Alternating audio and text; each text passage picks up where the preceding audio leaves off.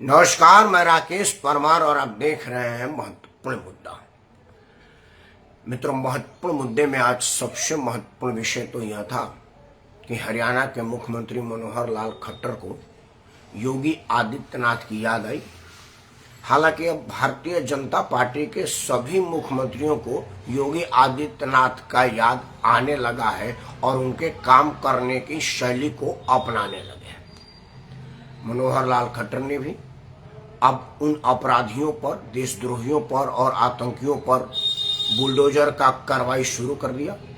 2 दिन पहले जो मैंने आशंका व्यक्त किया था कि मनोहर लाल खट्टर जन्मजात कमजोर हैं या वोट बैंक के लालच ने उनका हाथ पांव जकड़ रखा है, मैं अपने उस शब्द को वापस ले रहा हूं, क्योंकि देर ही सही, या अगर समाचार चैनलों के भाषा में कहें तो आपके चैनल के मानने पर जल्दी मनोहर लाल खट्टर आए और अपना एक्शन दिखाए। लेकिन मैं वैसा नहीं कहूंगा, क्योंकि मैं इतना बड़ा आदमी नहीं हूं कि मनोहर लाल खट्टर मेरे बात को सुने, मेरे चैनल को देखें और मेरी बात सुन करके इस बात को करना शुरू कर दें। लेकिन यह जरूर है कि मनोहर लाल खट्टर ने वो कार्रवाई शुरू कर दी है जिसके वो हकदार हैं और जिस कार्रवाई को ही वो सुनते समझते हैं और इसी कार्रवाई पर डरते हैं। खैर, आज बात मनोहर लाल खट्टर को बधाई की नहीं थी। आज बात है कि कल भारत के लोकतंत्र का जो एक खूबसूरती है, लोकतांत्रिक मूल्यों का एक जो जरूरी रिक्वायरमेंट है, अविश्वास प्रस्ताव, उस पर कल वोटिंग होगी। क्योंकि दिल्ली सर्विसेज एक्ट को लोकसभा में पारित होने के बाद राज्यसभा में कल पास होने की गारंटी है नहीं है, ये तो कल पता चलेगा। लेकिन कल एक तरह से अविश्वास प्रस्ताव ही है।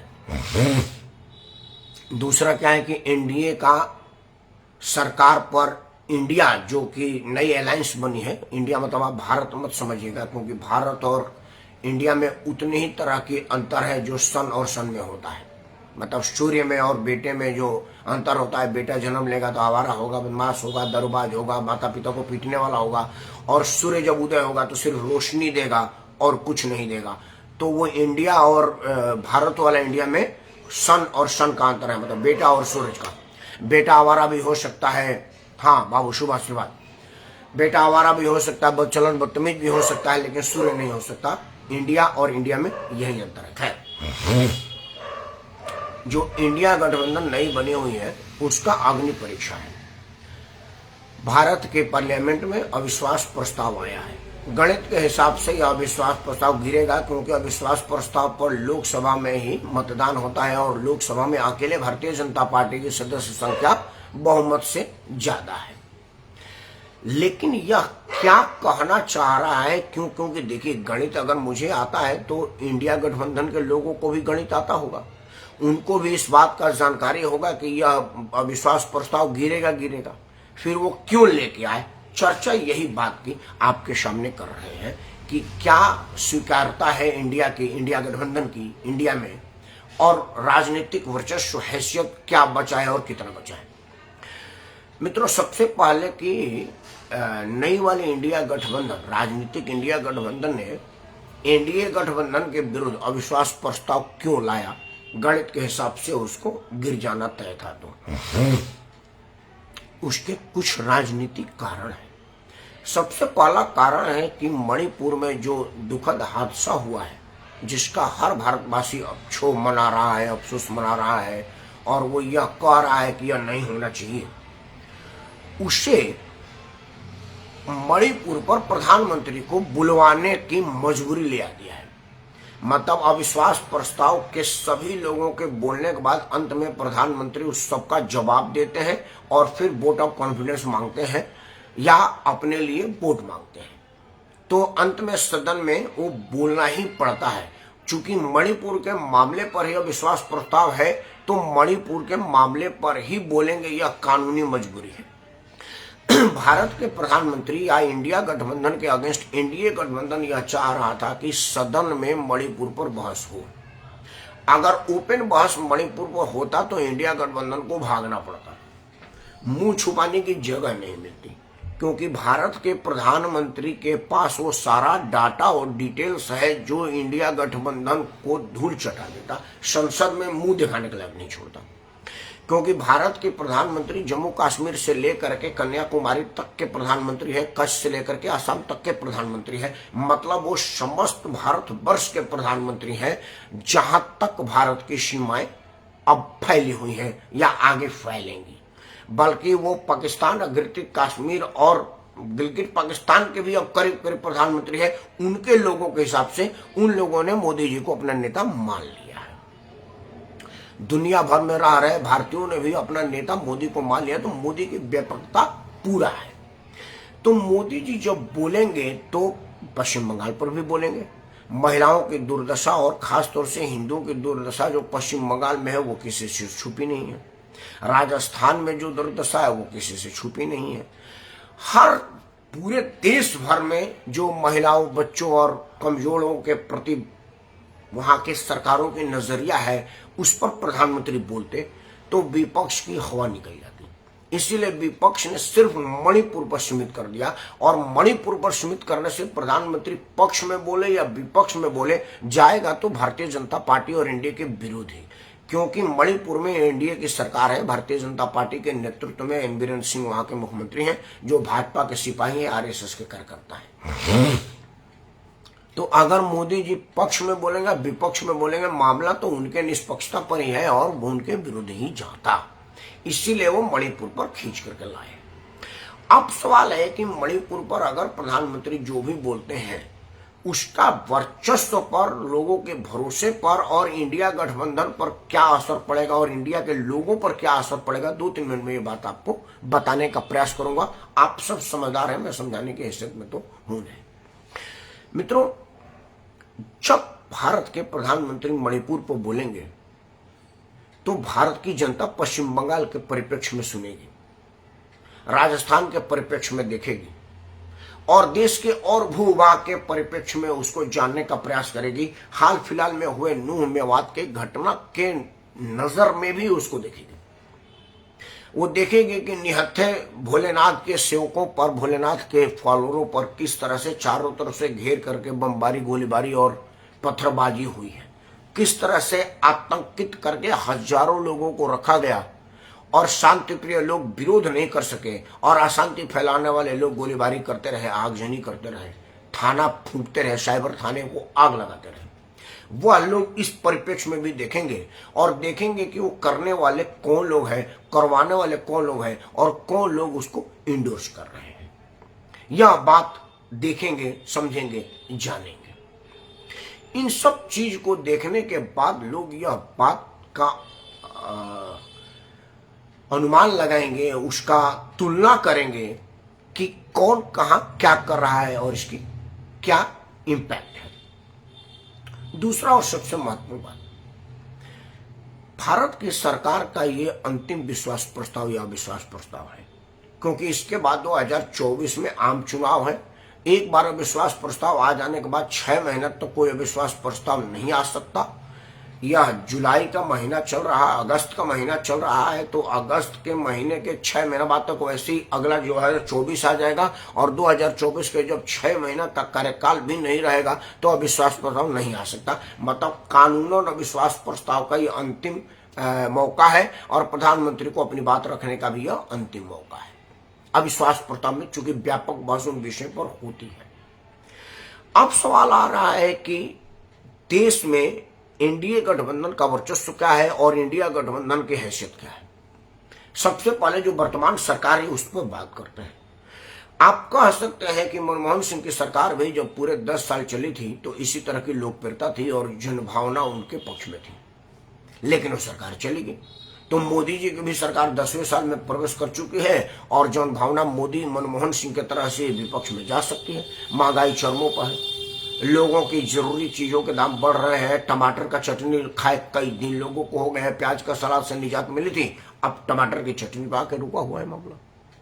लेकिन जब यह बात देखेंगे तो लोग यह सोचेंगे कि भाई भारत की एक भूभाग में आज भी 1 रुपये किलो टमाटर बिक रहा है, तो दिल्ली में टमाटर 250 रुपये क्यों है, यह जमाखोरी कहां हो रही है। लोग देखेंगे कि जब प्याज की किल्लत पूरे देश में थी तो देश के कुछ भूभाग में प्याज को जमीन में गड़वा दिया गया था। कम से कम स्थानीय लोग तो इस सीन को देखे होंगे ना। आप दिल्ली, बम्बई, कलकत्ता, मद्रास में बैठे लोग ना देखें, लेकिन जहां प्याज जमीन में गाड़ी गई थी वहां की बदबू तो लोगों को पता चला होगा ना। और आज के सोशल मीडिया के जमाने में यह सब चीज लोगों के सामने है, लोग देख रहे हैं कि क्या क्या हुआ है, तो यह चीज देखेंगे। दूसरा वो यह देखेंगे कि जो इंडिया वर्तमान गठबंधन है वह उसके पहले यूपीए नाम से थी। अब यूपीए की इतनी ज्यादा बदनामी हो गई कि यूपीए नाम से नया गठबंधन करने की हिमाकत ही नहीं कर पाया राजनीतिक विरोधी दल जो मोदी का है, तो उन्होंने एक नया गठबंधन रखा इंडिया नाम से, क्योंकि इंडिया का विरोध कोई नहीं कर सकता। लेकिन हमारे यहाँ लोगों ने कहा है कि नाम में क्या रखा मेरा काम देखो यार। सिनेमा में गाना भी है, नाम में क्या रखा मेरा काम देखो यारो, नाम तो होता है बदनाम देखो यारो। हमारे भोजपुरी में नाम पर कहा गया है, एक चुटकुला बता देता हूं आपको। एक आदमी का नाम ठठपाल रख दिया गया, वो बड़ा नाराज हुआ, अपने माता पिता से कहा कि आपने मेरा नाम गलत रख दिया। तो बोले कि बेटा जिसका बढ़िया नाम है ना उसी को नाम मैं रख दूंगा, जाओ घूम के लाओ। तो वो बाहर जैसे घर से निकले तो देखे कि एक गरीब महिला बिनिया करती, मतलब जमीन से दाना चुन रही थी। वो इतनी गरीब थी कि उसके घर में दाना नहीं था, वो जमीन पर गिरे दाने को चुन रही थी। तो उनसे पूछा कि भाई माता जी आपका नाम क्या है? तो उन्होंने बोला मेरा नाम लक्ष्मीनिया है, मतलब उनका नाम लक्ष्मी था। वो इतनी दरिद्र थी कि वो दाना चुन रही थी। उसके बाद गए तो देखा कि एक आदमी हल चला रहा है। तो बोले भाई साहब आपका नाम क्या है? बोला मेरा नाम धनपाल है, मतलब धन का पाल, धन का मालिक हूं मैं, और हल चला रहे हैं। उसके बाद आगे गए तो देखा कि एक आदमी की चिता जा रही है। बोले यार कौन मर गए? बोला अमरनाथ मर गए जी। बोला अमरनाथ मर गए? वो अमर थे और मर गए? तो वापस आ गए अपने माता जी के पास और बोला कि कोई बात नहीं। बोला क्या हुआ बेटा? तो उन्होंने बोला भोजपुरी में, उसको मैं हिंदी में बात करूंगा। उन्होंने बोला कि बिनिया करतो लक्ष्मणिया के देखनी हरा बाजो तो धनपाल मरत जाते अमर के देखनी सबले निमन ठठपाल। उन्होंने कहा कि माता जी बिनते हुए, दाना बिनते हुए लक्ष्मी जी को देखा, हल चलाते हुए धनपाल को देखा, और चिता पर जाते हुए अमरनाथ को जब देखा तो फिर ठठपाल ही ठीक है। क्योंकि नाम से कुछ नहीं होता, आपके काम से पहचान होती है। तो आप इंडिया रख ले, भारत रख ले, कुछ भी रख ले, काम से आपका पहचान होगा, और काम आपकी दुनिया ने देख रखा है। वो पहचान लोगों के दिल में अभी तक अमिट छाप छोड़ा हुआ है, वो हटने का नाम नहीं ले रहा।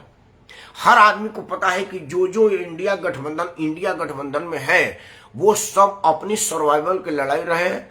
कोई अपने बेटे को सेट करना चाहता है, कोई अपने बेटी को सेट करना चाहता है, कोई अपने पिता को आगे बढ़ाना चाहता है। मतलब घूम फिर करके लोग परिवार को ही सेट करने के लगे हुए हैं।